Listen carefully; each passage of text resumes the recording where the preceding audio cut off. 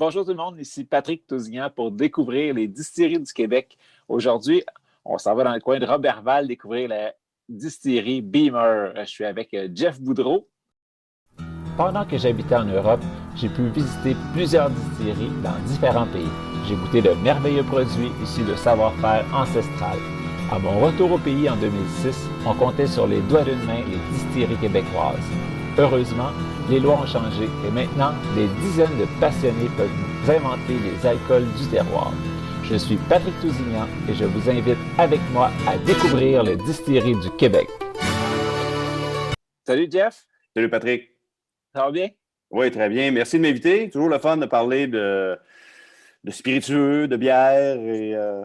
Ben oui, puis tu sais, c'est le fun de voir la passion des gens aussi puis de la transmettre au public, à ceux qui vont déguster ces produits-là. C'est pour ça que je t'ai invité aujourd'hui. Fait que raconte-moi donc ça, comment vous est venue l'idée d'une distillerie puis de la microbrasserie là, en même temps? Oui, il faut savoir qu'à la base, moi, je n'étais pas dans le projet, mais c'est parce que le projet est né en 2015. L'idée était de partir une microbrasserie, ensuite une distillerie. Donc, 2015, ils ont mis sur pied la microbrasserie. Les premières canettes se sont vendues, je te dirais, en 2017. Donc, ça a pris un certain temps avant que tout ça démarre, puis qu'il se place, puis qu'il aménage les lieux, etc., etc. Puis moi, je suis arrivé dans le décor fin 2017, début 2018, je te dirais, parce qu'à l'époque, j'étais porte-parole du bière et saveur de Chambly. Je l'ai été pendant 13 ans. C'est la grande messe des microbrasseurs au Québec. Puis j'ai un de mes bons amis à Roberval au Lac-Saint-Jean, parce que je suis natif de là, moi, c'est ma ville natale. Il me dit « Hey, Philippe Harvey et sa blonde, ils partent une microbrasserie. Ils aimeraient ça te rencontrer, jaser de ça. » Fait que parfait, OK. Fait que je suis allé les rencontrer, je suis allé jaser avec eux autres. Parce qu'au fil des années, là, avec le bière et saveur, j'avais eu plusieurs offres. Mais souvent, ça venait avec un pub. Ça ne m'intéressait pas, moi, de vendre de la patate frite. Puis ce qui m'intéressait, c'était vraiment le côté industriel, faire de la canette. Tu sais. Et c'est ce que ma gang à Roberval m'ont offert. Fait que c'est drôle parce que, écoute, ça vient de chez nous. J'étais content. J'ai dit, OK, oui, parfait. Je vais goûter à vos produits. Je vais aller visiter vos installations. Ce que j'ai fait, j'ai été agréablement surpris. Des gens déterminés qui veulent se démarquer avec une signature qui est très janoise, là, je te dirais. Là. C'est des gens fiers au Saguenay-Lac-Saint-Jean. Fait qu'on voulait un brand qui faisait chic, qui faisait distinguer. C'est le cas avec Beamer. Donc, je me suis associé avec eux. Puis, ils m'ont parlé aussi que, dans un avenir rapproché, on veut tomber sur le projet de la distillerie. Parfait. Donc, ils décident de tomber sur ce projet-là. On trouve un local en face, là, pas très, très loin, je te dirais, à 500 pieds là, de la brasserie. Puis, tout va bien, tout va rondement. On voulait un alambic de qualité, fait qu'on s'est fait construire un mueller en Allemagne. Mais là, on s'est fait un peu avoir, ça a été très long. Ça devait prendre genre 6 mois, ça a pris 1 an et demi avant d'arriver. Fait que là, ça a mis le projet sur la glace. Ça a retardé de A à Z le projet, je dirais. Puis, à un moment donné, on finit par recevoir cet alambic-là, super content, formation, tout le kit. On s'apprête à sortir le premier spiritueux, qui est le gin. La COVID nous tombe dessus. Bon, fait que là, qu'est-ce qu'on fait avec ça?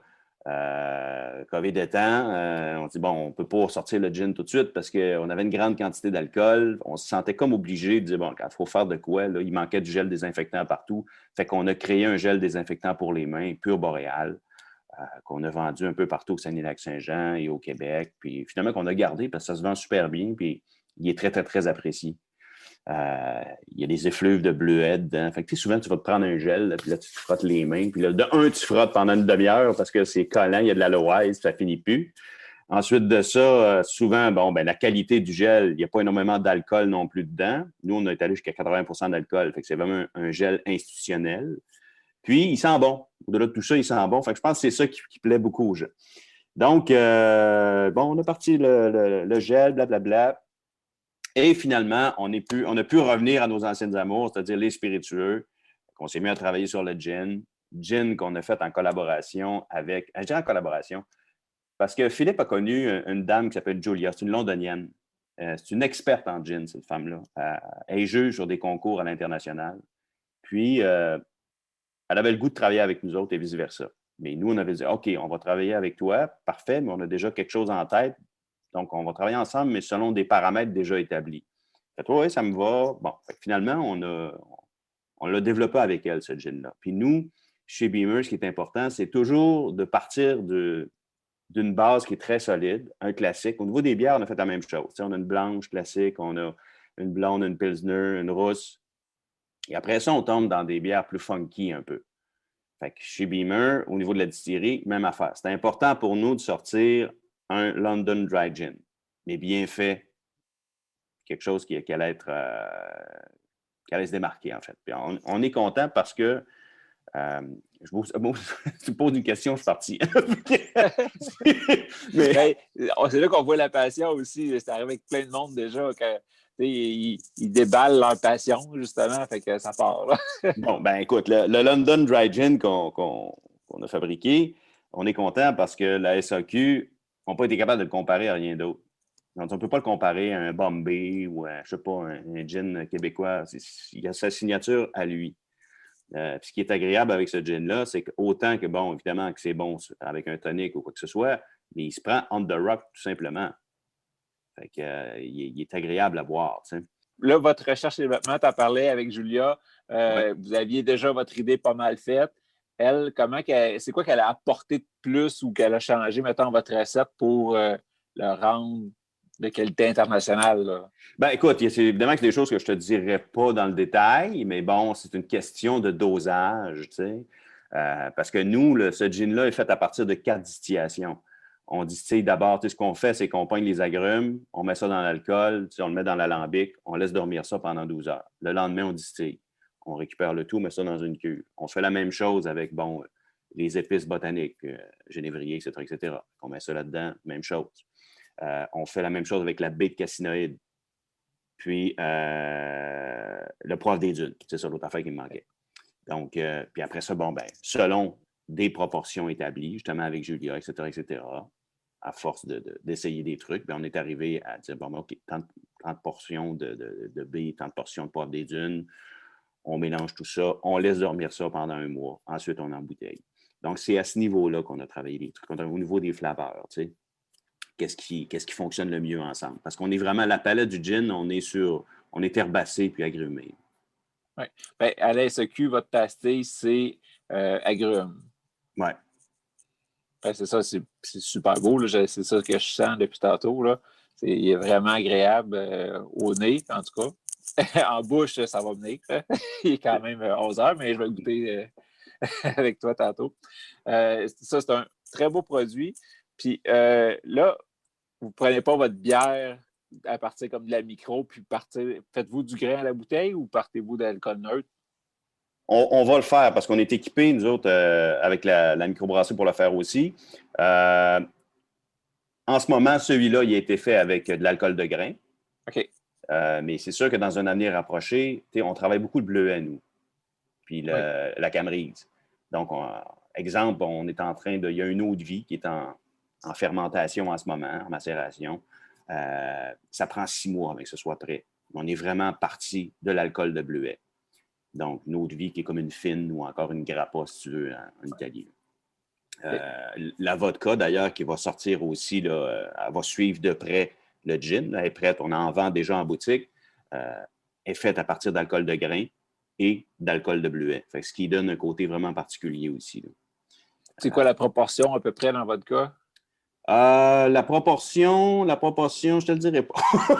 Je te le dis pas non plus. Ben, c'est correct, tu sais. Ouais. Puis, ben, je trouvais aussi que vous étiez assez secret. On a fouillé sur votre site, le site web, on a fouillé un peu partout. Puis les ingrédients inclus dans le gin, les aromates, on ne les trouvait pas nulle part. Ils ne sont pas sa bouteille, ils sont nulle part. Je suis content que tu m'en parles un petit peu un matin quand même. Là.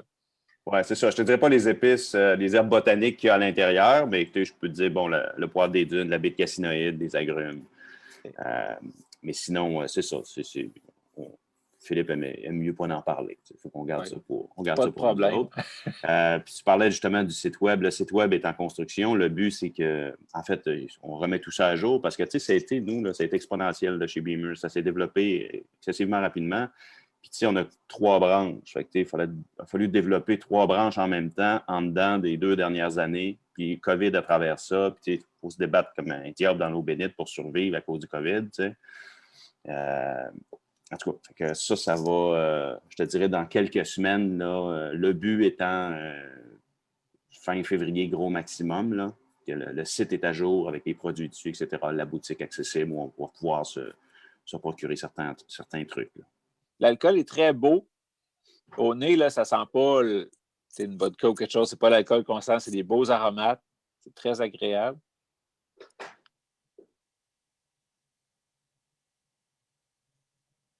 En bouche, c'est smooth, là.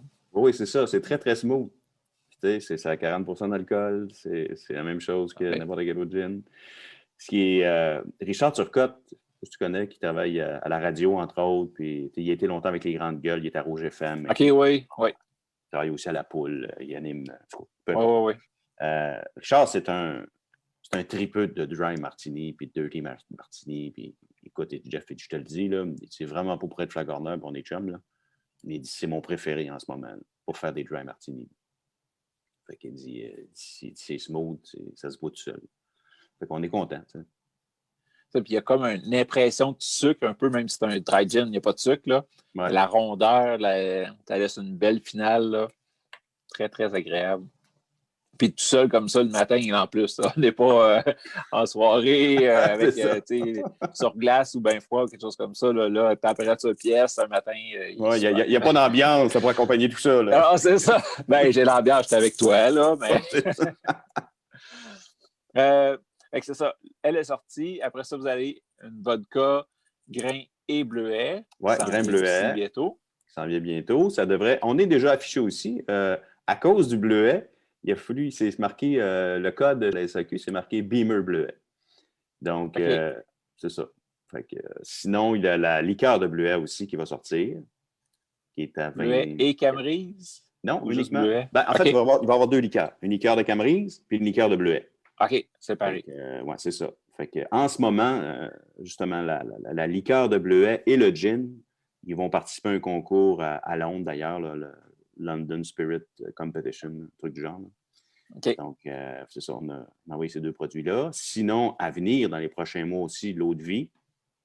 Puis comme je t'expliquais tout à l'heure, Patrick, nous, on a les microbrasseries, fait qu'on a du mot de bière. Fait que pour faire du whisky, c'est parfait. Si on veut faire du rhum, ben, écoute, on a tout ce qu'il faut aussi. Ça prend juste du sucre, c'est du sucre brésilien, je pense, du Demerara qu'ils utilisent pour faire du rhum.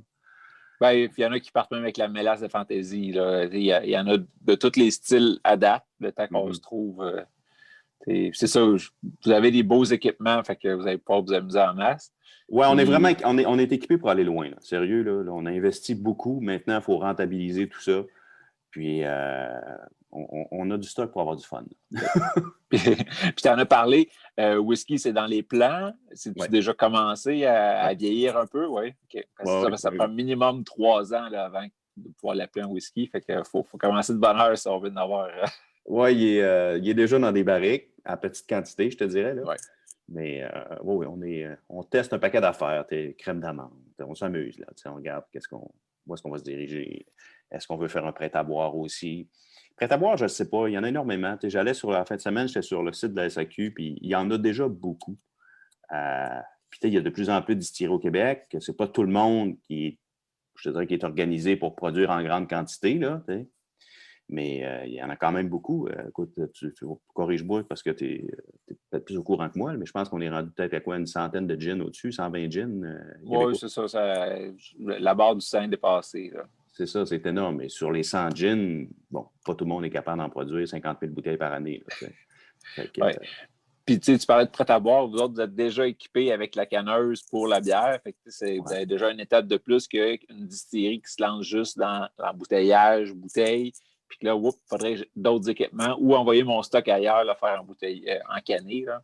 C'est ça, on a tout ce qu'il faut. Je te dirais que je pense pas qu'on va s'enligner vers un prêt-à-boire de ce style-là parce qu'il y en a beaucoup. Il faut essayer de se démarquer, c'est pas évident.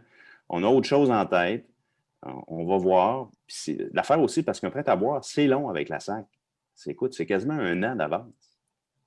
Fait que je ne sais pas si, bon, avec la COVID, ils vont un peu ramener ces délais-là à quelque chose de plus raisonnable, là, mais on a une idée en tête pour quelque chose, mais si ça prend 1 an, écoute, on a le temps de se faire shifter par 28 autres distilleries. Oui, c'est ça. Là, l'idée est révolutionnaire, mais s'il y en a un autre qui l'a, puis que c'est ça, dans 1 an, mais vous allez tout arriver en même temps. Là. Exact.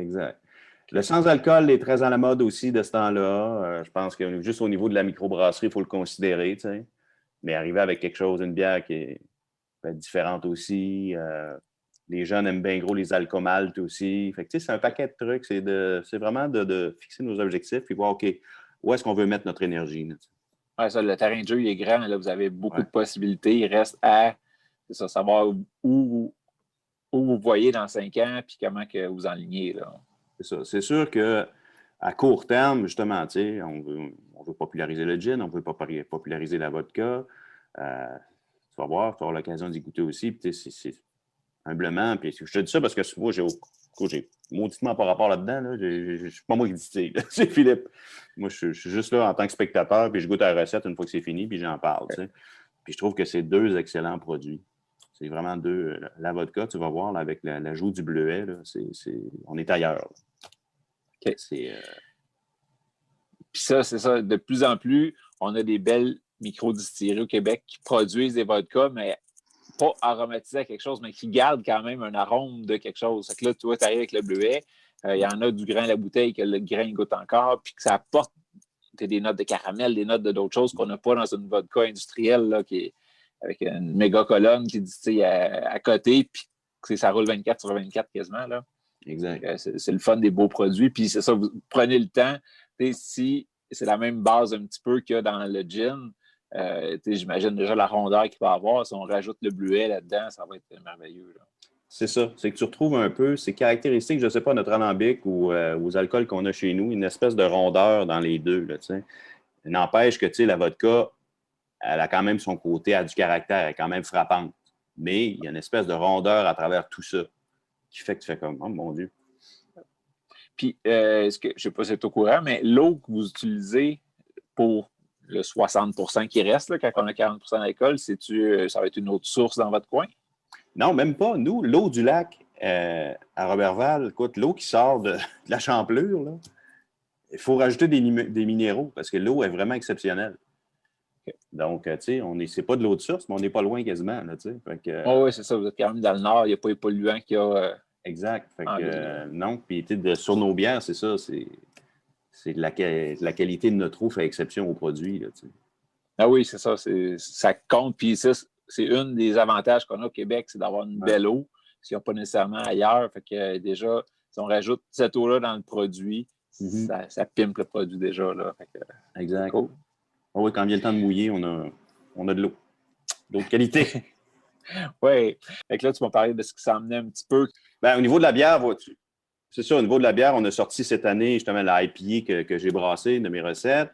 Ensuite de ça, bon, là, on va regarder cet été pour peut-être un alcomal, pour un drink estival pour peut-être les plus jeunes ou ceux qui aiment ce genre de drink-là. Sinon, on a une bière qui va sortir pour Québec. Parce que nous, M. Beamer, Horace Jensen Beamer, en fait, faire une histoire courte, c'est un gars de la Pennsylvanie qui est tombé en amour avec une Québécoise, puis il a développé plein de trucs au Québec. La majorité des chemins de fer, c'est lui. Pourquoi à Roberval? Parce qu'à Roberval, il y avait l'hôtel Beamer.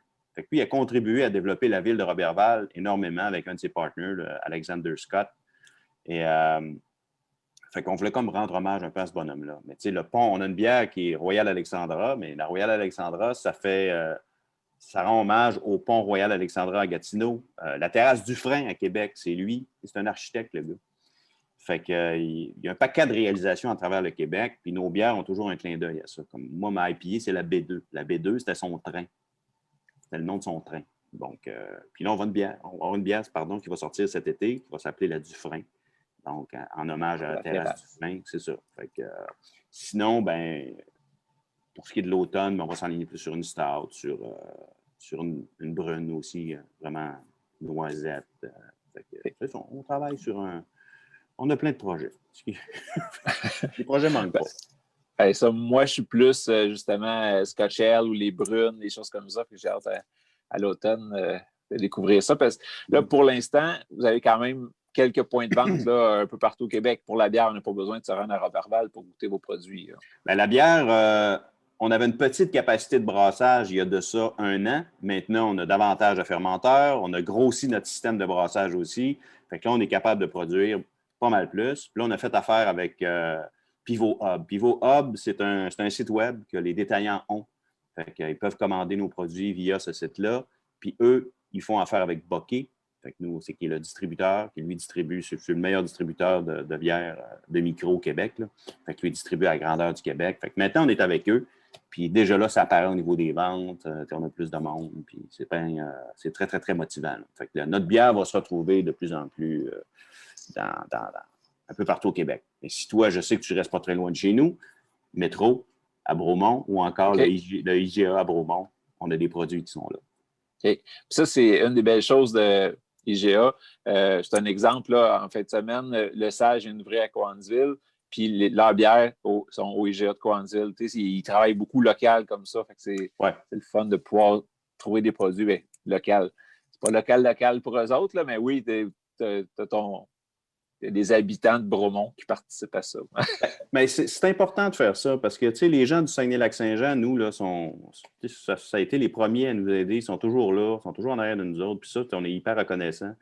Puis, tu sais, il y a des bières, justement, que je n'amène pas ici pour rien parce que je sais que, justement, les brasseries du coin en font des excellents. Mettons une petite blonde, une blanche. Tu sais, je te parlais de classique tantôt. Là, on n'apporte pas ça ici pour rien parce que, regarde, ils en font des très bonnes. Ce que je vais apporter ici, c'est des trucs qu'ils n'ont pas ou c'est différent. Des IPA, il y en a partout, mais la nôtre, elle goûte quelque chose de particulier. Donc, j'apporte l'IPA. On travaille beaucoup le bleuet à la Camerise. Fait qu'on a une blanche qui est bleuet basilic et Camerise basilic. Fait que, ceux-là, on les amène, on les exporte. OK. Interrégion. C'est ça, voilà. Donc, vois-tu, à ce niveau. Mais sinon, moi, je suis très, comment je te dirais, c'est une grande famille, hein, la microbrasserie, fait que les microbrasseurs, fait que j'essaye de dire, OK, regarde,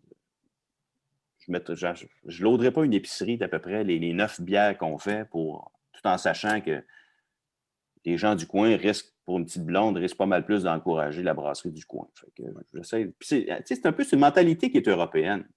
Je veux dire, souvent en Europe, tu vas aller dans un pays, dans un endroit, une ville, puis tu vas boire la bière de la place. Puis c'est ça qui est le fun. Fait que, je me dis, chez nous à Roberval, les gens sont derrière nous. Écoute, en plus, on a une bière qui s'appelle la Roberval, qui est la bière la plus accessible, une petite blonde.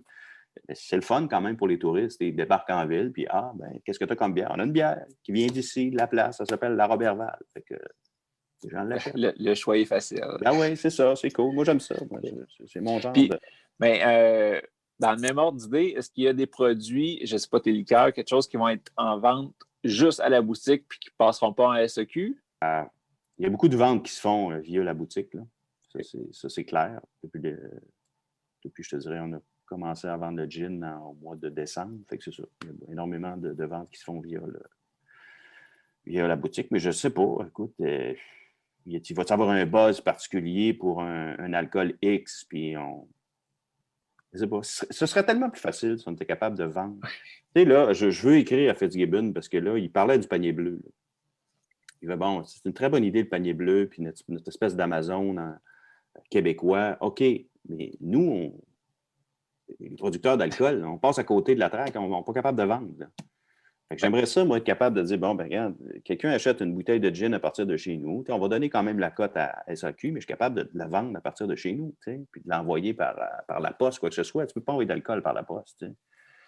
Puis même à ça, tu ne peux pas en faire livrer. C'est super complexe. Fait que si on était capable d'avoir de l'assoupllement à ce niveau-là, ça ferait l'affaire. Parce que tout le monde est pareil. Tu sais, regarde, mettons, je ne sais pas, moi, je parlais à Hugo Poliquin de chez Cryo. Il vend du cidre. Il fait du cidre, un gars de Saint-Hilaire. Il dit, moi, j'ai des clients de Québec qui vont acheter, ils veulent juste 2 caisses. Fait que là, il dit, il faut que je parte de Saint-Hilaire et que j'aille livrer 2 caisses à Québec. Ça me coûte plus cher de gaz. Oui, quel profit sa bouteille. C'est ça, c'est le profit sa bouteille, puis la SAC prend sa cote en passant. Tu sais, on regardait pour faire un prêt-à-boire en fin de semaine pour le plaisir, qui serait vendu autour de 15 $. Ce qui reste dans nos poches, c'est 4 $. 4 $, là, il faut que tu payes ton branding, il faut que tu payes ta canette, il faut que tu payes la production de ce drink-là. Tu sais, il n'en reste pas épais. Là. Tu sais, un moment donné, tu fais comme Colin. Faut vraiment être passionné, là. Parce que, écoute, c'est pas très, très, très payant.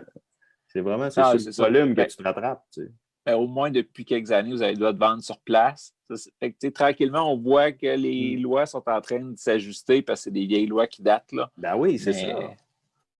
Et si au moins on était capable, si au moins avec ce fameux panier bleu-là, on était capable de vendre à distance puis de shipper notre alcool, avec ça, ça nous aiderait énormément.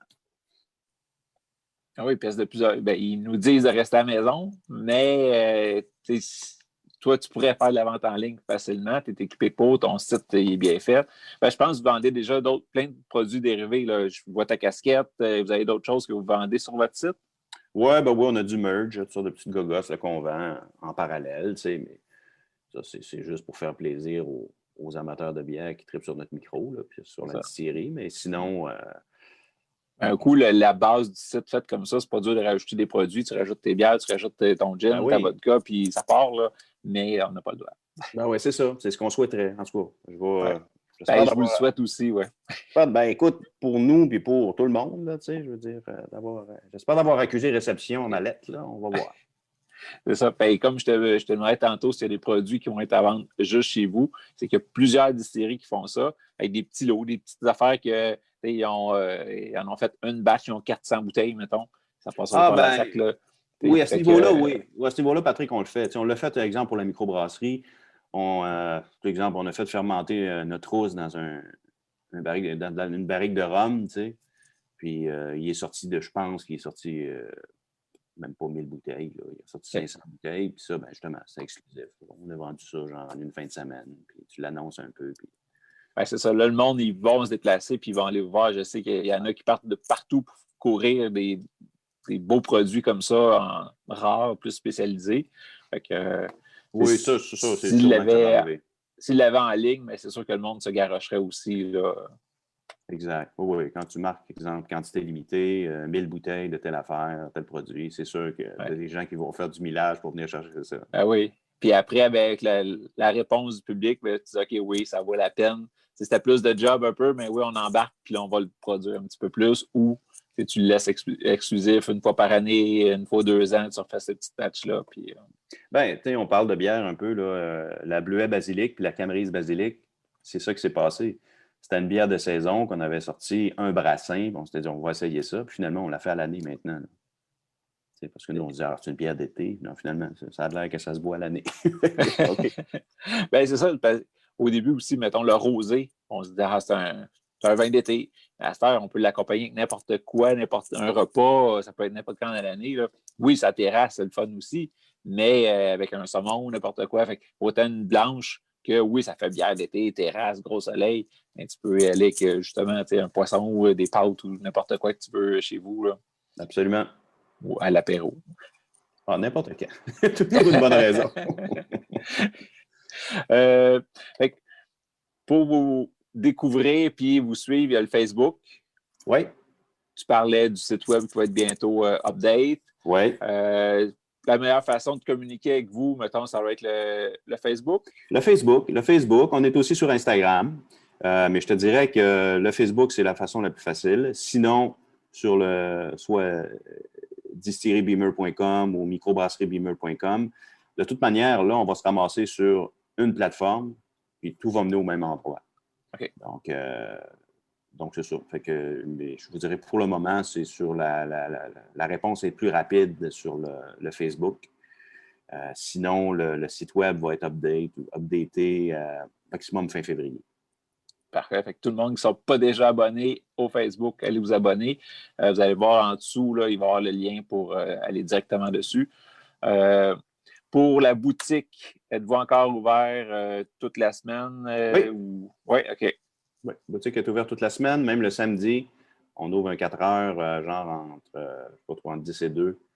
Fait que oui, on prend tout ce qu'on peut prendre, puis on essaye de donner le plus de services possible. Parfait. Fait que là, ceux qui font des rides de ski doux cet hiver, en vélo cet été, puis les voyages. Oui. Puis en plus, il est en train de se développer au Lac-Saint-Jean, ce qu'ils appellent ça la route des bières. Effectivement, outre la route des bières, les gens vont arrêter aussi dans les distilleries. Un truc que tu peux faire en auto, que tu peux faire en vélo. Donc, hyper intéressant. C'est un beau projet qui prend forme de plus en plus en ce moment. Okay. Une petite question qui ne sera peut-être pas dans l'entrevue officielle, mais tantôt, tu as dit que pour la distillerie, vous avez trouvé un autre local à 500 pieds. Est-ce que vous avez tout déménagé là-dedans ou vous êtes encore séparés? Un projet à venir. parce que la journée qu'on va faire plus de whisky, puis qu'on a besoin du mou de bière, bien là, ça devient compliqué, en ce moment, transférer le mou de bière. C'est ça ma question, oui. Puis... direct, là, tu sais. Fait que oui, dans un avenir rapproché, ce qu'on va faire, c'est qu'on va construire un autre cube à côté, puis la microbrasserie va s'en aller là. Et pour le moment, ça, je te parle peut-être dans 4-5 ans. Là. Puis avez-vous de la place en masse pour vieillir du whisky? Oh, oui. Ouais, OK. Oui, même à ça, la grosse bâtisse qu'on a achetée, où est la distillerie, il y a la moitié de la bâtisse qui est louée en ce moment. C'est des procureurs qui sont là, fait que c'est loué. Mais la journée qu'on... Bon, écoute, que ça va virer en malade, si jamais ça arrive, ben, on mettra les procureurs dehors. Oui. On va récupérer l'espace, mais là, pour le moment, ça fait bien qu'ils sont là. On n'a pas besoin de cet espace-là encore pour le moment. Parfait. Fait qu'un gros merci, Jeff. C'est une super belle rencontre ce matin. On a appris plus sur tes produits, puis ça donne le goût d'aller vous voir. Là. Bon, mais parfait. Merci beaucoup. Bye-bye.